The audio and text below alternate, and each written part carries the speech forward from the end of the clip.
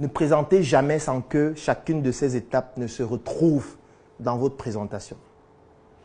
Ce ne sera pas intéressant.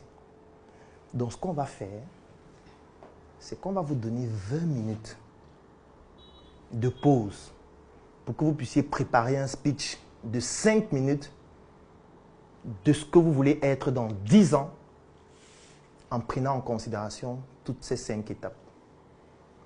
Ça veut dire que pendant les 20 minutes de pause, chacun va se dire 1. Qu'est-ce que je veux être dans 10 ans?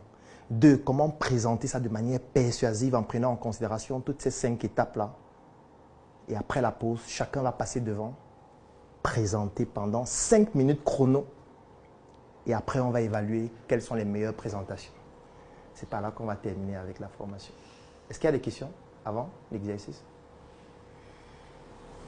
Et si ce n'est pas clair? Si qu'est-ce qui n'est pas clair? Si ce n'est pas clair. Tu as 20 minutes pour rendre tout ça clair et classer ça et venir présenter. En 20 minutes, c'est largement suffisant, non? Pour rendre tout ça clair. Et ce que je suis en train de dire, c'est quoi? C'est que c'est un exercice. Ça veut dire que ce que vous faites ici, maintenant, ce n'est pas forcément ça que vous allez faire dans 10 ans. C'est un exercice. Ça veut dire que ça vous permet de comprendre le processus à suivre lorsque vous avez un objectif à atteindre, lorsque vous souhaitez persuader des gens.